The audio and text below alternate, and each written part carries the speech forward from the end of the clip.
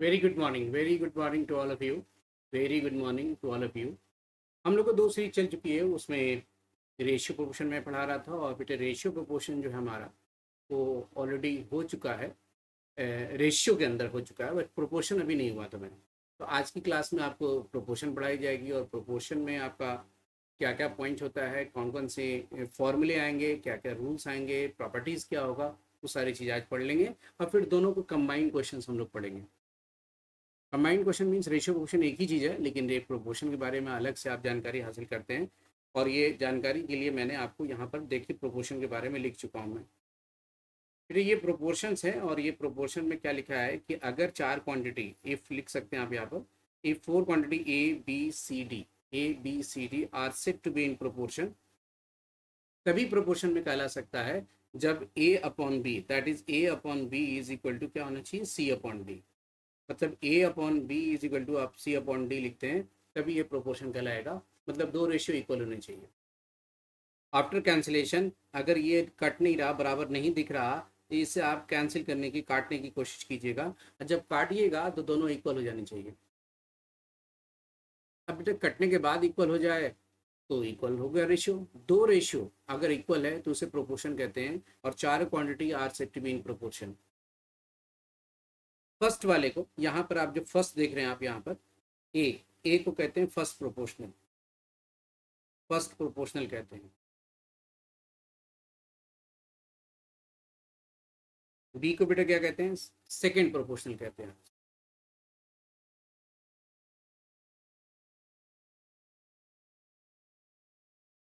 सी को third proportional,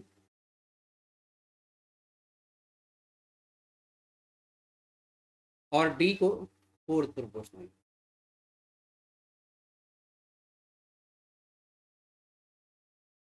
first and last, ये जो फर्स्ट एंड लास्ट है इसे एक्सट्रीम प्रोपोर्शनल कहते हैं।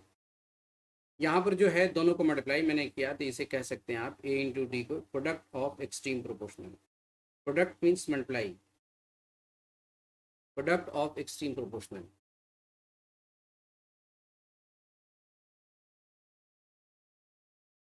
Product of extreme proportional. और इसे आप कह सकते हैं प्रोडक्ट ऑफ मीन प्रोपोर्शनल।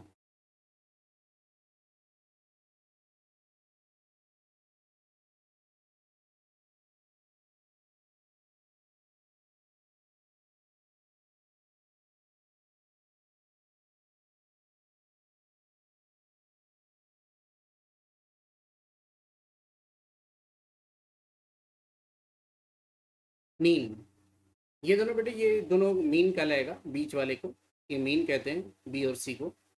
और ये दोनों को एक्सट्रीम कहते हैं, ए और डी को एक्सट्रीम और बी और सी को मीन कहते हैं। याद रखेंगे। अब इसमें और क्या चीज़ पढ़नी है वो समझ लो आप। नेक्स्ट पॉइंट इसमें पढ़नी है आपके पास कि find mean proportional, mean proportional between X and Y. अब एग्जाम में गए, एक क्वेश्चन मिला find the mean proportional between X and Y, तो आप इस क्वेश्चन को कैसे बनाओगे। अब इस क्वेश्चन को बनाने के लिए सबसे पहले मीन प्रोपोर्शनल है, तो हम मीन प्रोपोर्शनल तो दो होते हैं, तो ऑब्वियस है कि आप यहाँ पर दो नहीं मानेंगे, एक ही मानेंगे। नियम समझ लें क्या करना है आपको। आप जब सॉल्यूशन निकालेंगे तो आप क्या करोगे, सबसे पहले चीज़ यहाँ पर आप क्या करना, let M be the mean proportional.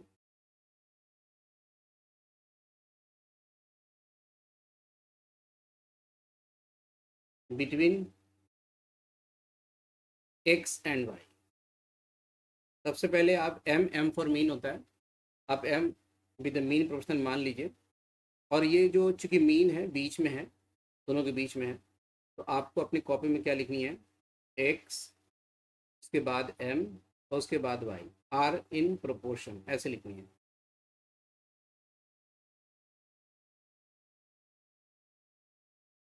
Proportion.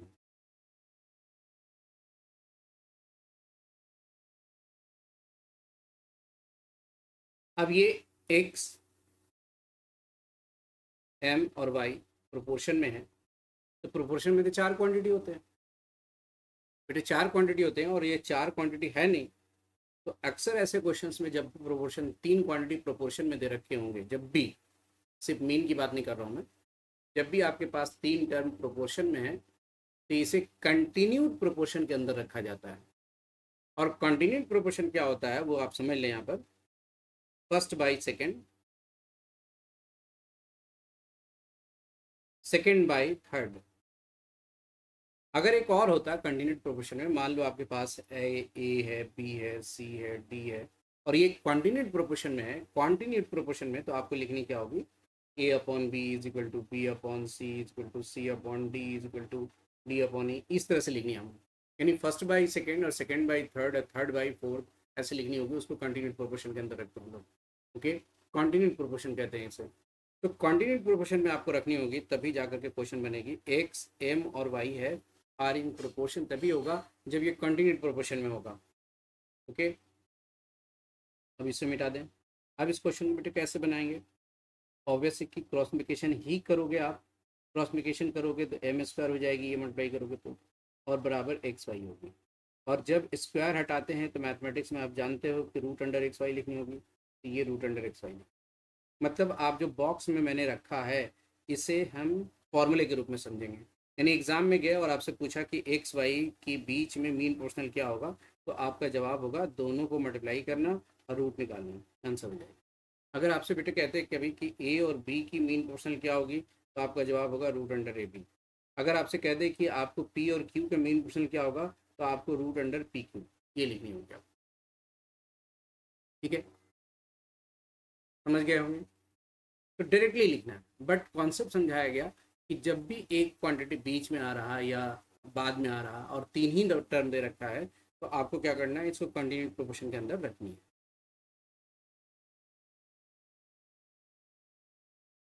ये फॉर्मूला है।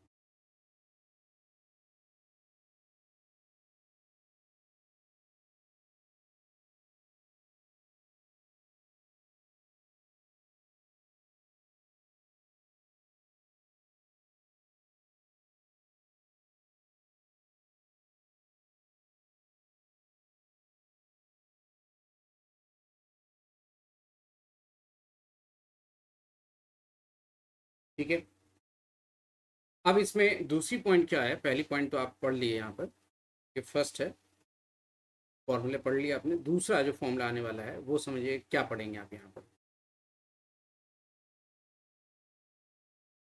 फाइंड थर्ड प्रोपोर्शनल, बिटवीन ना लिख करके टू लिखा जाएगा यहाँ। अब ये हटा देता हूँ मैं, अब ये थर्ड निकालने जा रहा हूँ, ये थर्ड निकालने जा रहा हूँ। एग्जाम में गया आपसे कहते हैं यहाँ पर थर्ड प्रोपोर्शनल निकालो आप, to X and Y, between नहीं, टू एक्स एंड वाई। इसका मतलब क्या होगा कि टू एक्स एंड वाई निकालनी है, तो बाद में आप लेट कर लो, let T, T for third होता है, T be the, T be the third proportional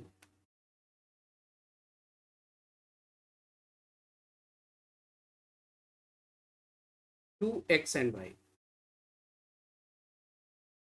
obviously कि थर्ड प्रोपोर्शनल है तो एक्स वाई की बात होगी, तो मैं आपको लिखूंगा एक्स वाई और टी, एक्स वाई और टी आर इन प्रोपोर्शन।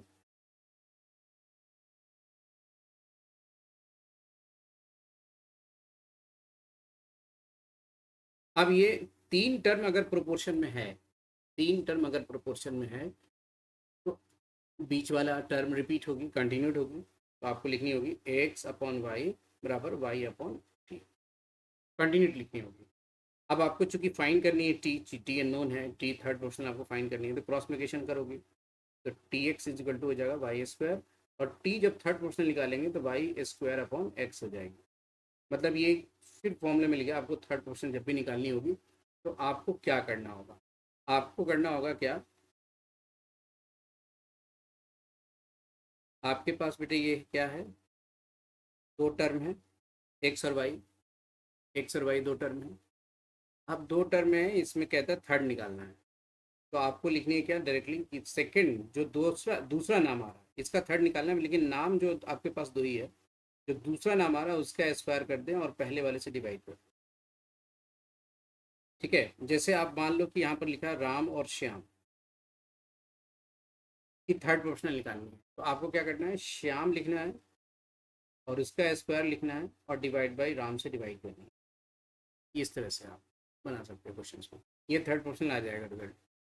तो आप एग्जाम्पल के रूप में भी कोई क्वेश्चन देख सकते हैं, एग्जाम्पल के रूप में मीन देख सकते हैं, थर्ड दे सकते हैं। सपोज करो मैंने बोला कि थर्ड प्रोपोर्शनल निकालो 4 और 8 की। बच्चे ने सोचा 4 और 8 की थर्ड प्रोपोर्शनल निकालने बोल रहे हैं सर, तो 8 का स्क्वायर लिखूंगा मैं और डिवाइड बाई 4 लिखूंगा, और 8 का स्क्वायर सभी बच्चे जानता है, 8 × 8 भी लिख सकता है वो, 64 भी लिख सकता है वो, मतलब 16 हो गया। 4 और 8 की थर्ड प्रोपोर्शनल 16 हो गया, तो ये से बच्चे सोच रहे हैं कि आखिर ये 16 तो है, हमने लाया 16, क्या ये सही है? अगर उसे प्रूफ करना है या उसे कॉन्सेप्ट क्लैरिटी में लानी है, दिमाग में आ जाए कि थर्ड प्रोपोर्शनल कैसे हो गया ये, हमने तो रट लिया एक तरह से ये क्वेश्चन फॉर्मूला की 16 ही होगा। लेकिन प्रोपोर्शन क्या कहता है कि 4 क्वांटिटी में पहले 2 और बाद की 2 की रेशियो सेम होनी चाहिए।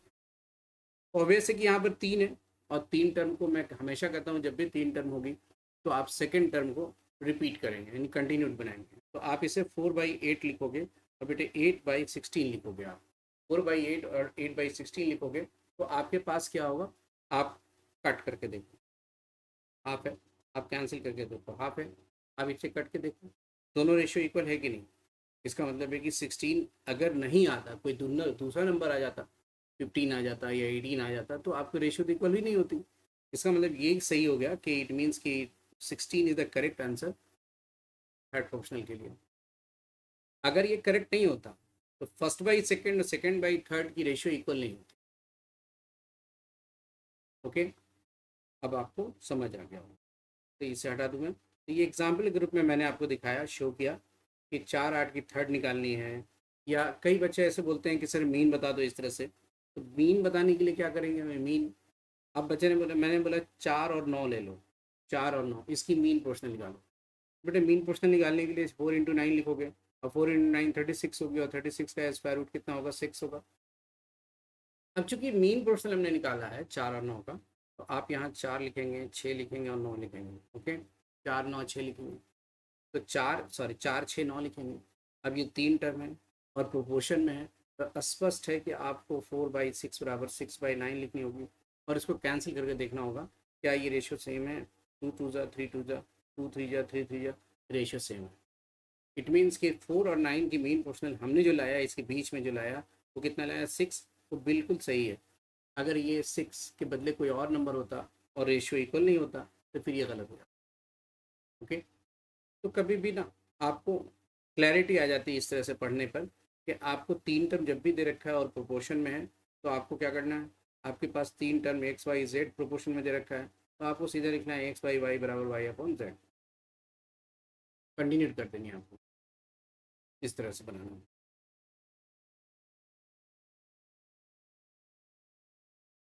ओके, थर्ड आ गया, मीन आ गया, और प्रोडक्ट ऑफ मीन बराबर प्रोडक्ट ऑफ स्ट्रीम आ गया।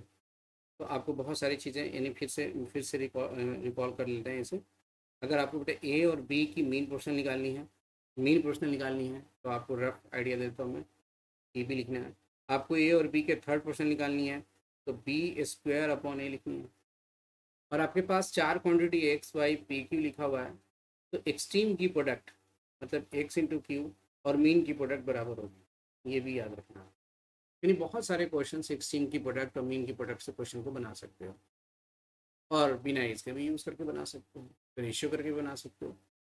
कॉन्सेप्ट ठीक है, तो आपका क्वेश्चन स्पीड से बनता है, आपको जल्दी समझ में आ जाता है। कई बार तो ऐसे है कि आपको without touching the pen you can solve the question, आप क्वेश्चन को सॉल्व कर सकते हैं बिना पेन को टच किए हुए।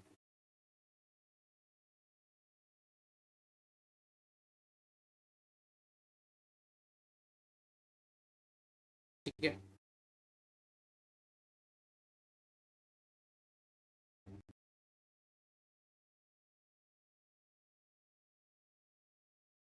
अब आ रहा प्रॉपर्टीज ऑफ प्रोपोर्शन।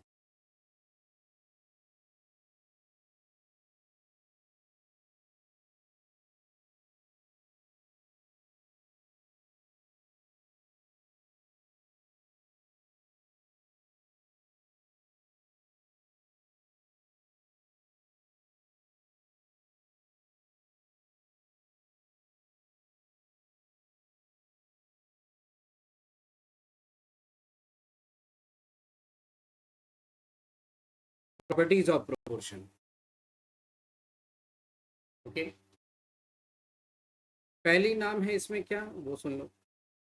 नाम है थोड़ा जो मैथ्स नहीं पढ़ा तो उसे नाम सुन करके बहुत थोड़ी सी बहुत स्ट्रेंज टाइप का फील होगा। इन्वर्टेंडो। इन्वर्टेंडो। अब इन्वर्टेंडो क्या है? नाम है इन्वर्टेंडो, आपको प्रॉपर्टी याद रखनी है, ऑब्जेक्टिव सवाल, इसमें एमसीक्यू बेस्ड क्वेश्चन रहते हैं। तो कैसे समझेंगे? अब तो ये किसके लिए पढ़ रहे हैं आप? प्रोपोर्शन के लिए पढ़ रहे हैं। तो ऑब्वियस है कि सबसे पहले आपके पास तो प्रोपोर्शन होनी चाहिए, चार क्वांटिटी ए अपॉन बी बराबर सी अपॉन डी, ये होनी चाहिए पहले। और जब ये नहीं है तो आपको समझ नहीं आएगा प्रोपोर्शन की प्रॉपर्टी है किसी और का है। दैट इज बेटे ए बाई बी बराबर सी बाई डी है। तो इन्वर्टेंडो क्या कहता है? इन्वर्टेंडो कहता है कि अगर ए बाई बी बराबर सी बाई डी है तो आपको इसको पलट देना है, बस। प्रॉपर्टी याद रखनी है, ऐसे हो गया आंसर। आपको याद रखनी है, हो गया आंसर ये। दूसरा, अल्टरनेंडो। अल्टरनेंडो। अब अल्टरनेंडो में क्या है? अल्टरनेंडो में क्या है कि अगर आपके पास ए अपॉन बी बराबर सी अपॉन डी है तो आपको अल्टरनेट चेंज करनी है। जैसे ये दोनों चेंज कर रहे हो, आप एक्सचेंज कर रहे हो, तो ये दोनों एक्सचेंज नहीं करोगे। अगर ये दोनों एक्सचेंज कर रहे हो तो ये दोनों एक्सचेंज नहीं करोगे। मतलब आप साफ है कि आप इसको ऐसे लिखेंगे, डी अपॉन बी और बेटे डी अपॉन बी और सी अपॉन बी।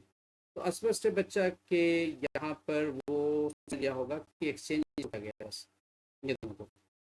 और अगर कोई बच्चा ऐसे लिखता है इसे कि A upon C is equal to B upon D, तो वो ये बात समझ ले कि इसको एक्सचेंज किया उसने, बस। ऑल्टरनेट सिर्फ एक्सचेंज होगा, तो इसे ऑल्टरनेंडो कहते हैं। ऑल्टरनेंडो प्रॉपर्टी याद रखिएगा, ऑल्टरनेंडो कैसे लिखा जाता है।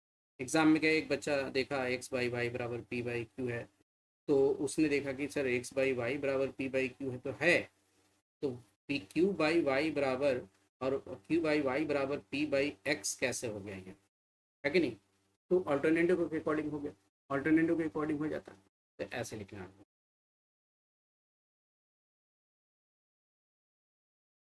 अब नेक्स्ट, कंपोनेंट।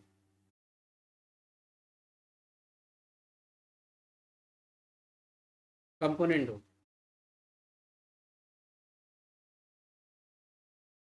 कंपोनेंडो,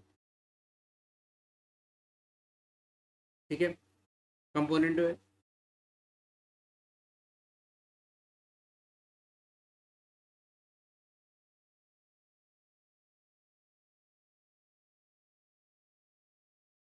कंपोनेंडो में क्या करनी है आपको? अगर बेटे यहाँ पर A by B is equal to C by D लिखा है, तो आपको क्या करना है कि ए में बी को जोड़नी है और बी एज इट इज, उसी तरह से सी में डी को जोड़नी है और डी एट इज। ए में बी को जोड़ना है। अब ये बी जोड़ दिया आपने, यहाँ यहाँ जोड़ दिया, कंपोनेंडो कहलाएगा। या ऐसे समझ लो आपकी दोनों तरफ ए बाई बी बराबर अगर सी बाई डी है तो दोनों तरफ एक जोड़ते हैं तो कंपोनेंडो कहलाता है, वन जोड़ते हैं तो। मतलब ए बाई बी प्लस वन बराबर सी बाई डी प्लस वन लिखते हो तो एलसीएम लोगे तो बी होगी, और इस साइड एलसीएम लोगे तो ए प्लस बी होगी, एलसीएम लेंगे तो डी होगी, और सी प्लस डी होगा, यही चीज़ तो आ जाएगा आपके पास। कंपोनेंडो ये हुआ, मतलब कंपोनेंडो का इक्वेशन ऐसे रख लीजिए आप इस तरह से। और चाहें तो और आगे बढ़ा सकते हैं, इसे आप ऐसे भी लिख सकते हैं, ए अपॉन बी है, सी को नीचे लाइए, ऐसा कर सकते हैं मैथ के अकॉर्डिंग, बी को ऊपर ले।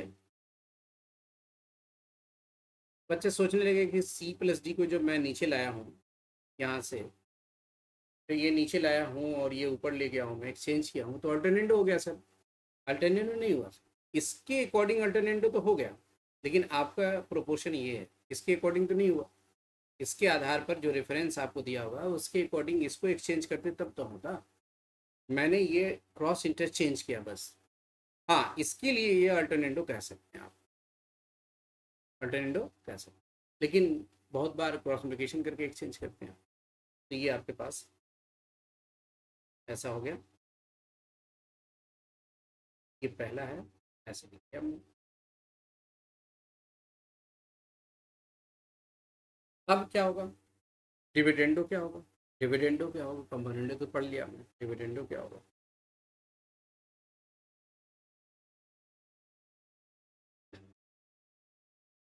डिविडेंडो कितने पॉइंट हो गए, तीसरा, थर्ड देखो बेटा, थर्ड नंबर में आ जाओ।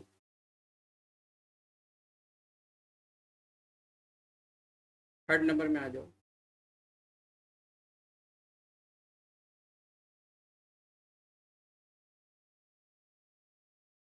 Dividendo,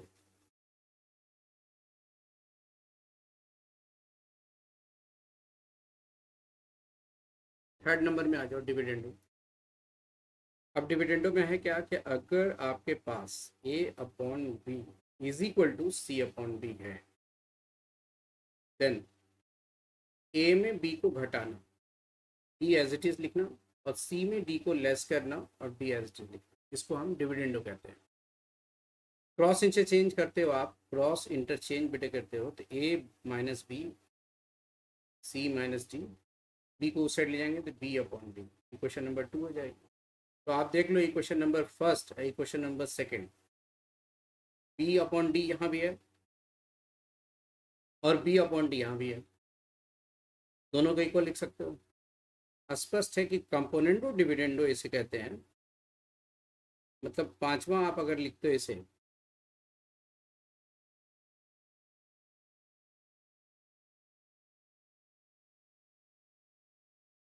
componendo and dividendo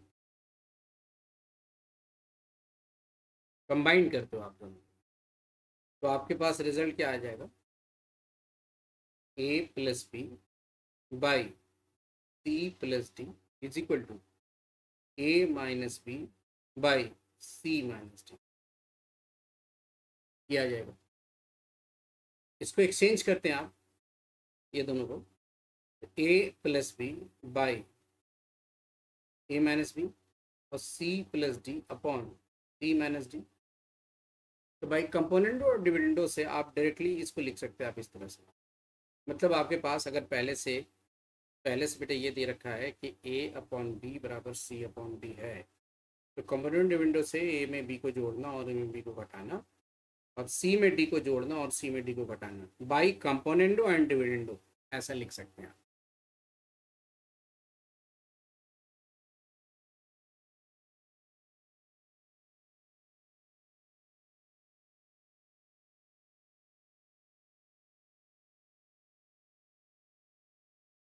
okay, मतलब साफ है, फिर से लिख दूं मैं, अगर ए बाई बी बराबर सी बाई डी दे रखा है,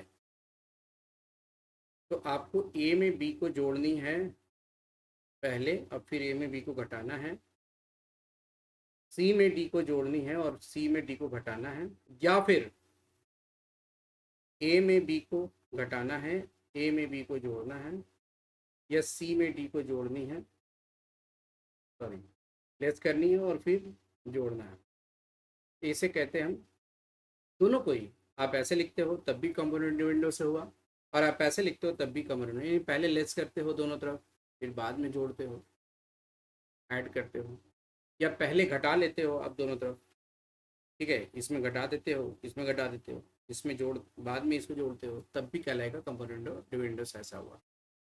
ओके,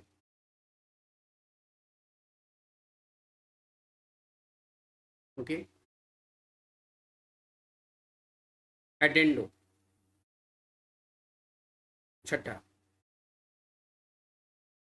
छठा बेटा एडेंडो क्या है,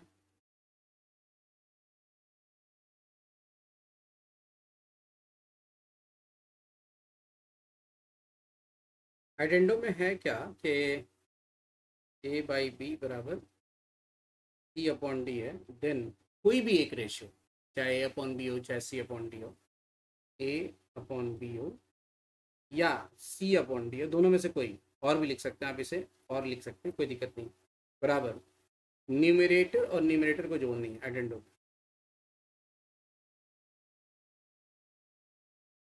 और डिनोमिनेटर डिनोमिनेटर को जोड़नी है, ये हुआ एडेंडो।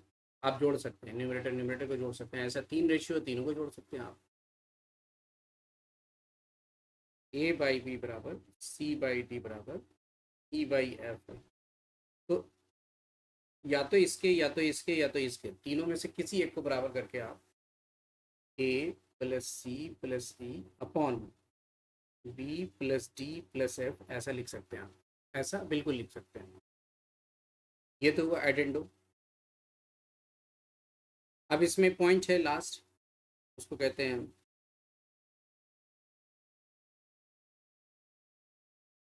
सबट्रेंडो। सबट्रेंडो शब्द का यूज़ कर रहे हैं हम लोग जब आपके पास ए अपॉन बी बराबर सी अपॉन डी है, देन दोनों रेशियो में से कोई एक रेशियो न्यूमरेटर न्यूमरेटर में घटा देना है और डिनोमिनेटर को डिनोमिनेटर को घटा सकते हैं कभी भी। उसको कहते हैं क्या, सबट्रेंडो कहते हैं या सबट्राहेंडो कहते हैं। एग्जाम में कैसे क्वेश्चन आता है, कोई एग्जाम में क्वेश्चन आता है कि आपकी प्रॉपर्टी बेस्ड अगर ऐसा है और ऐसा लिखा हुआ है तो इसे क्या कहते हैं। अगर बेटे ऐसा लिखा ऐसा दिया हुआ है और ऐसा लिख दिया तो इसे क्या कहते हैं। तो इस तरह के सवाल आपके ऑब्जेक्टिव एमसीक्यू बेस्ड आपको आईसीएम मटेरियल दे रखा है, उसको भी पढ़ सकते हैं आप। ठीक है, तो मैंने देखा सब बता दिया मैंने। प्रॉपर्टीज ऑफ प्रोपोर्शन आप पढ़ लिए, प्रोपोर्शन क्या है ये जानकारी हासिल हो गई। अभी मैं रेशियो में जाऊंगा, क्योंकि बीच बीच में आपको दिखाई दे रहा होगा कि ये क्वेश्चन रेशियो का है और रेशियो में हम लोग पढ़ते हैं, प्रोपोर्शन में भी पढ़ते हैं, सेम चीज़ कंबाइन करके भी पढ़ते हैं, तो ये आपको दिखाई दे रहा है आपको।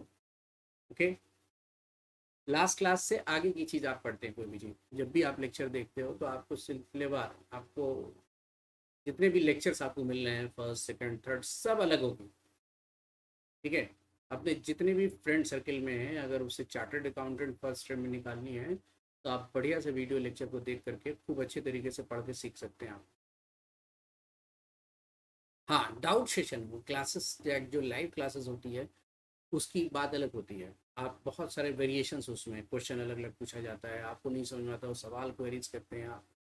पढ़ाया तो ऐसे ही जाएगा जो पढ़ा रहे हैं आप, पढ़ रहे हैं, लेकिन क्वेश्चन बदल जाएगा, एमटीपी बदल जाएगा। ठीक है, डाउट की सेशन जहाँ पर आपको दिक्कत होती है, कोई नए क्वेश्चन आपके पास होंगे, वो दिक्कत होगी तो वो पूछते हैं आप।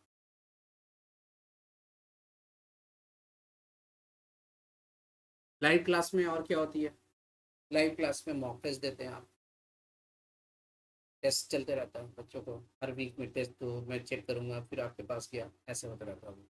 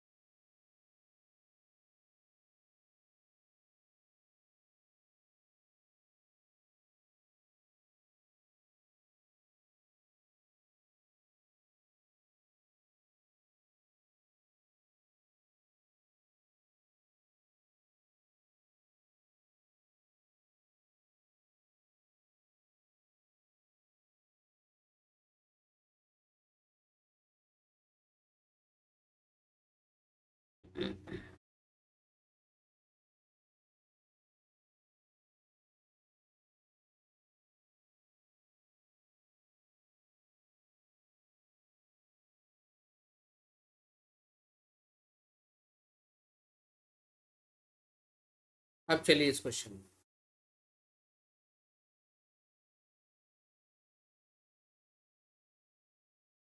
रेशियो के क्वेश्चन में आ रहा हूँ मैं। रेशियो के क्वेश्चन के बारे में मीन प्रोपोर्शनल थर्ड प्रोपोर्शनल आपने बनाना सीख लिया है और क्वेश्चन आपको मिलेंगे आपको। अब आप आ जाइए उसी में जो आप पिछले क्लास में पढ़ रहे थे। बेटे यहाँ पर आपके पास है ना, ये दिया हुआ है कि 5x - 3y। आज की पहली सवाल है कि 5x - 3y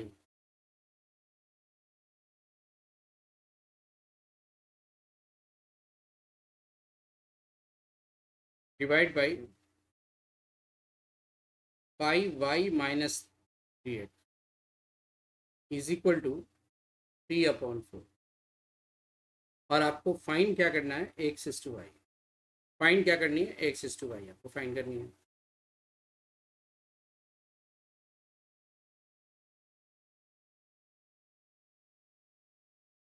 okay, x/y find करनी है, ये पहला सवाल है। तो क्रॉस मल्टीप्लिकेशन करेंगे बेटा।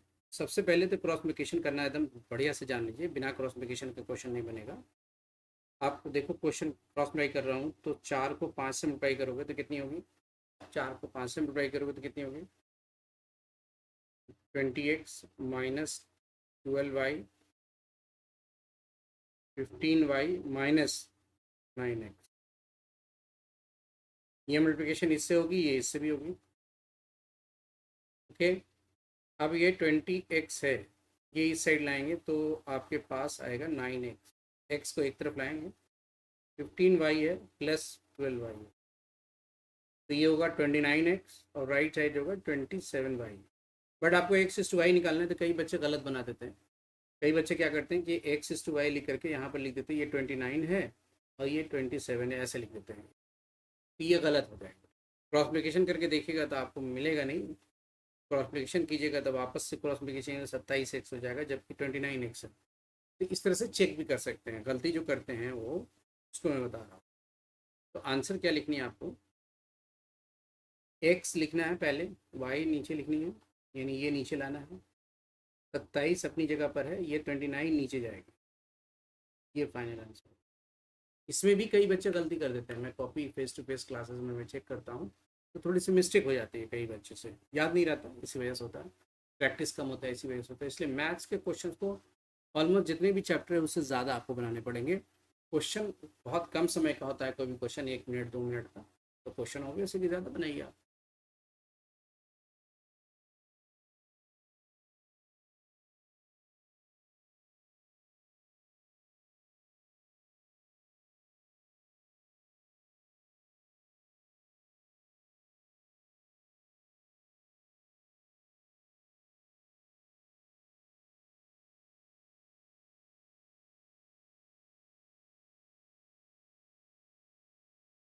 आप देख लो बेटा, देखो ये कह रहा है 750 रुपये को 3 पार्ट में बांटना है, 750 को 3 हिस्से में बांटना है, और रेशियो दे रखा है 4:5:6, 4:5:6।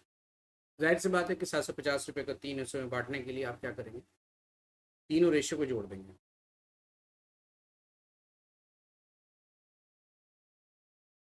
तीनों रेशियो को जब जोड़ेंगे तो ये 15 आएगा। ओके, और पहला हिस्सा आपको निकालना है, तो फर्स्ट पार्ट आपको निकालना है। तो बताया था मैंने फर्स्ट पार्ट निकालते कैसे हैं। फर्स्ट पार्ट की रेशियो ऊपर लिखते हैं और टोटल रेशियो को नीचे लिखते हैं, और जितने पैसे इन्वेस्ट किया वो यहाँ लिखते हैं। सेकेंड पार्ट आपको कैसे निकालनी है? सेकेंड पार्ट बेटे यहाँ पर क्या लिखेंगे? सेकेंड रेशियो 5/15 लिखोगे और 750 यहाँ लिखोगे। थर्ड पार्ट आप कैसे निकालेंगे? ठीक उसी तरह से थर्ड पार्ट निकालेंगे। यहाँ क्या लिखेंगे? 6/15 इंटू 750। बहुत सिंपली आप क्वेश्चन बना सकते हैं। इसको कैंसिल कीजिए, ये 200 होगा, और ये बेटा कितना होगा? 550 इंटू 5 250, और ये आपके पास कितने हो जाएंगे? 300। तो देख लो आंसर, देख लो आंसर है 200, 250 और 300, पहला ऑप्शन आ गया। ओके, पहला ऑप्शन आ गया। इसमें तो पहले डी ऑप्शन था, इसलिए बहुत बच्चे गलत इसलिए कर भी देते हैं कि ऑप्शन नहीं है इसमें। तो ऑप्शन नहीं है तो बच्चे को लगा कि आंसर शायद गलत बना रहे हैं, तो ऑप्शन ने नतीज लगानी है। पहले वाले क्वेश्चन में, आज की क्लास की जो पहली क्वेश्चन आप पढ़ रहे हैं, ये दूसरी क्वेश्चन है, ये तीसरी क्वेश्चन है। तो आप इस तरह से जान लें कि यहाँ पर आपके पास ऑप्शन जो है कभी कभी कंफ्यूज करता है आपको, तो कंफ्यूजन में नहीं पढ़ने हैं। ठीक है, first second third, third question है, 3 क्वेश्चन आपके पास है यहाँ।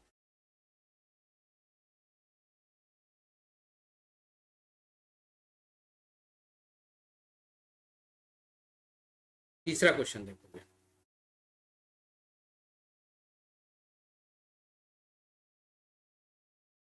थर्ड क्वेश्चन देखो।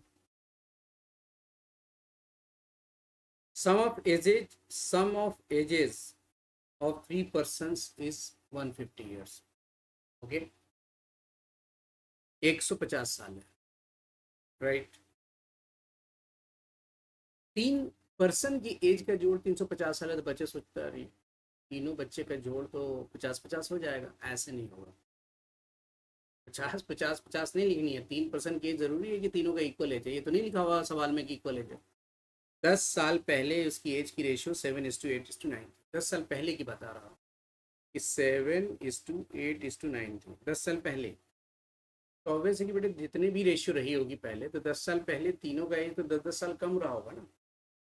तो 10-10 साल जब घटा हुआ होगा तीनों का, आज की जो मेरी एज होगी या जो आपकी एज होगी, वो 10 साल पहले दोनों की एज 10 साल कम होगी। या जितने बच्चे देख रहे होंगे इस वीडियो लेक्चर को, सभी बच्चे का 10 साल पहले कम होगी एज। तो 3% है, तीनों की एज जब कम रही होगी, तो तीनों का एज का सम कितना रहा होगा 10 साल पहले? 120। अभी 150 है, तो 10-10 तो घटाओगे ना तीनों को जोड़। अलग बात है कि कितनी कितनी एज रही होगी, वो अलग चीज़ है, लेकिन तीनों का सम तो 120 साल। अब आ जाओ फर्स्ट पर्सन की एज। 10 साल पहले की बात है। फर्स्ट पर्सन एज क्या होगी?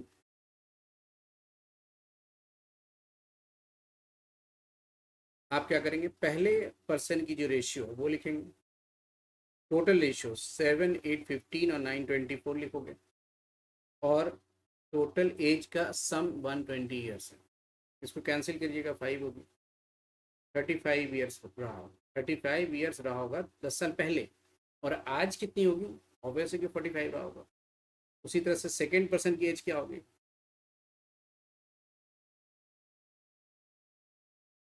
Second person age. Second person age रहा होगा 8 है, नीचे लिख दो 24, और फिर 120 लिखो। अब कैंसिल करोगे, 5 होगी। 40 साल, तो 10 साल पहले 40 रहा होगा, अभी तो 50 हो गया होगा।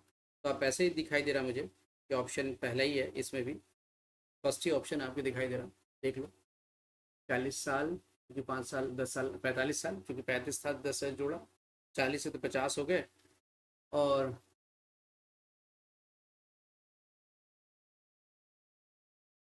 45 है तो 55 हो गए। ओके, आंसर आ गया। आंसर आ गया, तीनों के एज आ गया, आंसर आ गया।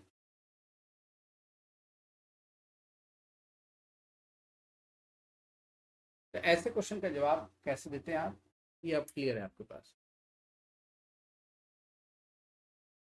Sum of ages of 3 persons is 150 years. 10 years ago, their ages were in the ratio 7:8:9. Their present age क्या? ओके।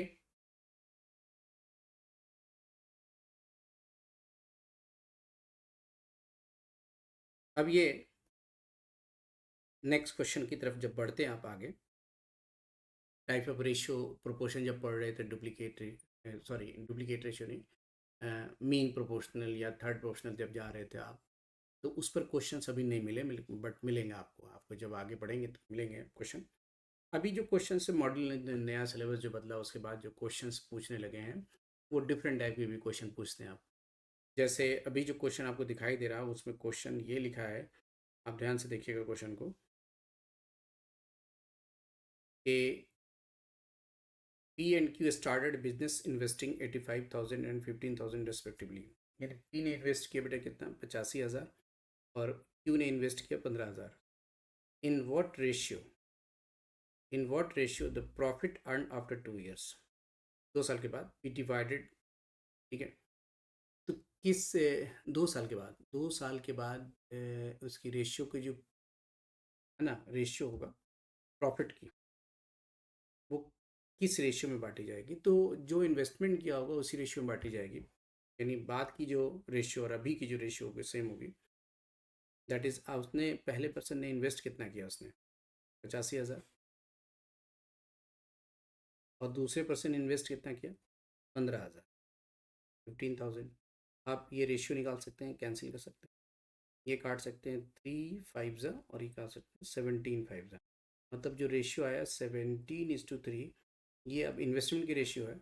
और वही 2 साल बाद उसकी प्रॉफिट के ही रेशियो बनने चाहिए, क्योंकि आंसर यही होगी 17:23 आफ्टर 2 ईयर्स, है ना। ऑब्वियस है कि 2 ईयर्स है। 85,000 और 15,000 है in starting business, profit earn after 2 years.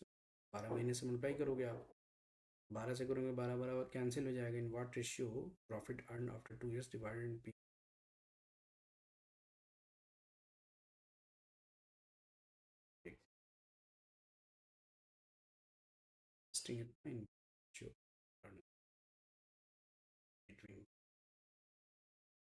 गलत है।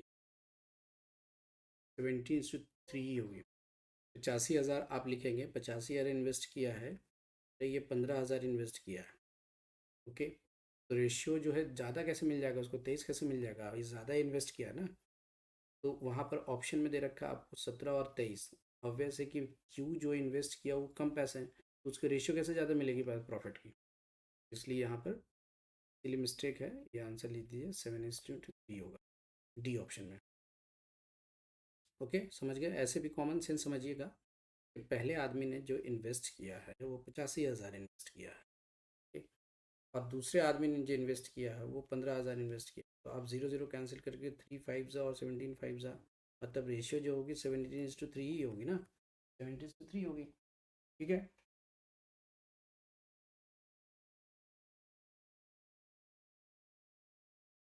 ओके, नेक्स्ट नेक्स्ट पॉइंट में जाइए। ये पहली क्वेश्चन थी, ये दूसरी क्वेश्चन। क्या है दूसरी question? Anand and Deepak started business investing 22,500 and 35,000 respectively. 22,500 और 35,000 इन्वेस्ट कर रखा है out of A total profit of 13,800। Out of A total profit of 13,800 Deepak share. Obvious है कि वैसे बनेगी जैसे अभी बनाया आपने। पहले इन्वेस्टमेंट की रेशियो आप निकालोगे, 22,500 और 35,000 की रेशियो निकालिए आप।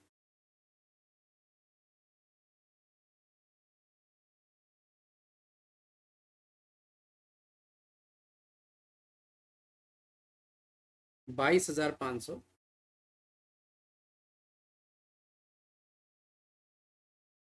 रेशियो क्या होगी, दूसरे क्वेश्चन यहाँ पे जो देख रहे हैं आप, 22,500 है और 35,000 का रेशियो निकालिए। 2 0 तो ऐसे ही कट गए। आप इसको कैंसिल कीजिए, 7 5 से इसे कैंसिल कीजिए, 5 से कट जाएगा ये, 4 5 से और काटिए, 14 5 से 9 5 से, तो रेशियो हो गया 9:14।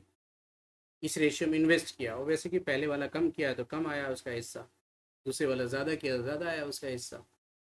अब प्रॉफिट का शेयर निकालने के लिए दोनों को प्रॉफिट कितना आ रहा है उसका, 13,000 टोटल प्रॉफिट 13,800 है।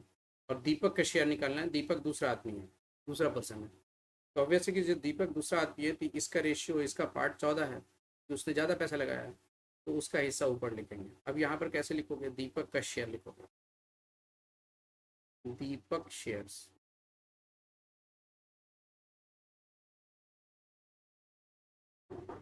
मैं ऐसे लिख दे रहा हूँ, हालांकि रफली तुरंत बन जाएगा, 20 सेकंड में क्वेश्चन बन जाएगा, लेकिन आप समझिए कैसे, कभी वीडियो बढ़िया से देखिएगा कैसे। आपको जितना रफ बनाना हो बनाइएगा, कैसे रफ बनाना होता है वो बताऊंगा मैं। दीपक का शेयर हो जाएगा बेटा, टोटल रेशियो यहाँ पर क्या होगा, 14 और 9 को जोड़िएगा तो 23 हो जाएगा। और ये 13,800 रुपये टोटल प्रॉफिट हुआ। तो आप देखिएगा, शायद ये कैलकुलेटर निकालिएगा तो कट जाना चाहिए। ये कट जाएगा 6 से, 23, 23 5 115 होता है, और फिर 23 को ऐड किया 138, सही है। ये 5 से कट जाएगा और 2 0 इसमें पहले से है। तो 14 5 70 होता है, और 2 0 जोड़िएगा तो 7,000 की प्रॉफिट होगी। दीपक के शेयर जो 7,000 के प्रॉफिट है, और 7,000 ऑप्शन 7,000 की प्रॉफिट दे रहा। दीपक का शेयर, दीपक का शेयर 13,800 है। दीपक का शेयर उसमें 22,500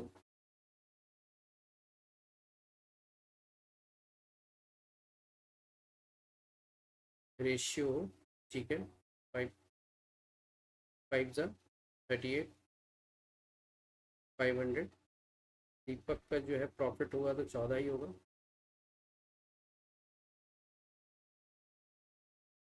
7,200 कैसे आएगा भाई, 50,000 है। 1 मिनट। आनंद बिजनेस वेटिंग 22,500, 35,000 है।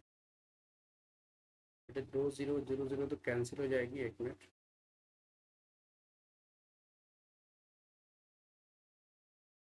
और 35,000 है out of total profit of 13,800। दीपक का शेयर ऑब्वियसली कि ज़्यादा होगी उससे, आ जाना चाहिए। रुकिए,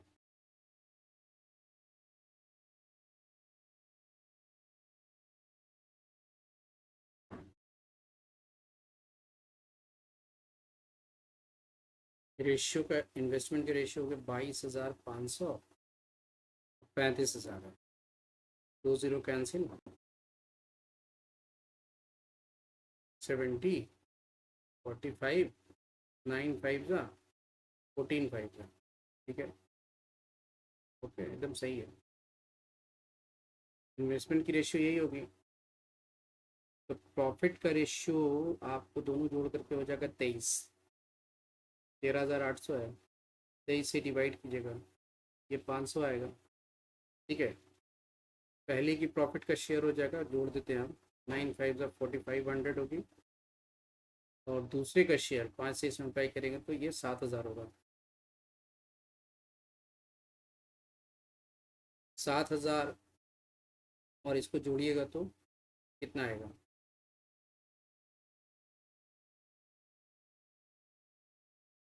सॉरी 5 लिख दिया मैंने, 6 होगा ना, गलती से ये लिख दिया, 6 होगा, सॉरी, इसीलिए हो रहा मिस्टेक, काटने में मिस्टेक हुआ। मिस्टेक हुआ काटने में बेटा, और कुछ नहीं है, आंसर तो आ ही गया था आपको, तभी कह रहे हैं जोड़ने पर नहीं आ रहा, काटने में मिस्टेक हुआ, चेक हो गया, जल्दी में ऐसा हो गया, कोई दिक्कत नहीं। तो 9:14 है। दीपक का शेयर सही जा रहे हैं हम लोग। दीपक का शेयर क्या लिखेंगे? 14/23 × 1, इसको काट कीजिएगा तो 6 आएगी, 5 में तो 115 हो जाता है ना।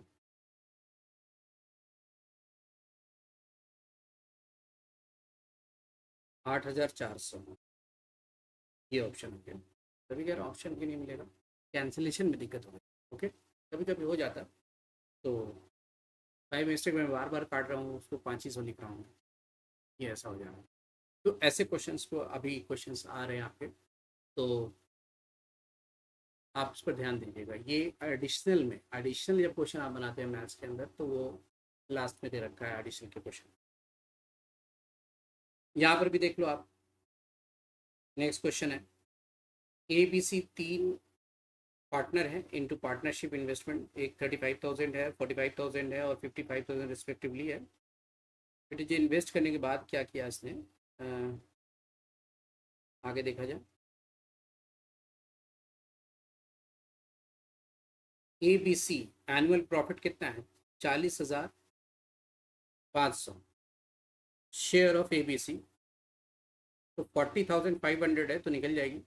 तो पहले आप क्या करोगे, 35,000, 45,000 और 55,000 की रेशियो निकाल लीजिए पहले।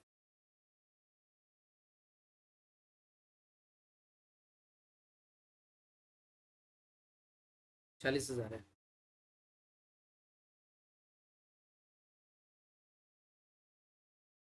35,000 है,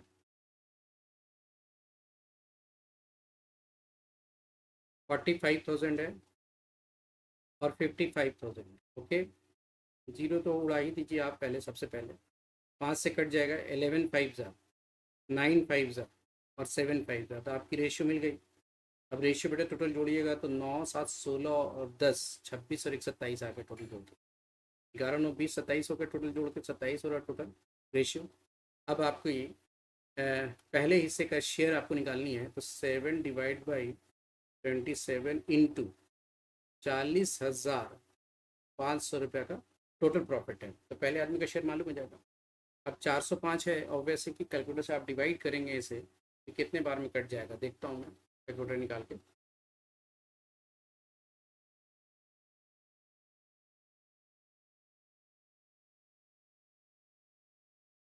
कैलकुलेटर से, 1 मिनट। 405 से ही डिवाइड कीजिए, तो 05 डिवाइड बाई 27 कट जाना चाहिए क्योंकि 0 आ गया 15 बार। तो ये हमेशा 15 ही आ जाएगा आपको शेयर निकालने के लिए। ये 15 जब आ रहा तो हर बार 15 आएगा। 15 को 7 से मल्टीप्लाई कीजिए आप, मतलब 15 नहीं आएगा, जीरो भी देंगे। 15 को 7 से मल्टीप्लाई करेंगे, 105 डबल ज़ीरो, 10,500 हो गए। दूसरे की शेयर निकालनी है तो ये 1500 से मल्टीप्लाई करेंगे। तीसरी की शेयर निकालनी है तो 1500 से मल्टीप्लाई करोगे, ठीक है। तो ये बेटा 15 इंटू 9 दैट इज़ 135, 35 दो जीरो हो जाएगा 13,500। और 11, 15 इंटू 11 करोगे तो 16500। तो आपके पास ऑप्शन है 10,500 और 13,500 और 16,500। तो पहले ही ऑप्शन मिल रहा है आपके पास, पहला ऑप्शन मिल रहा है, ठीक है। पहले ऑप्शन मिल गया। इस क्वेश्चन में ध्यान दीजिएगा, मैंने बता दिया।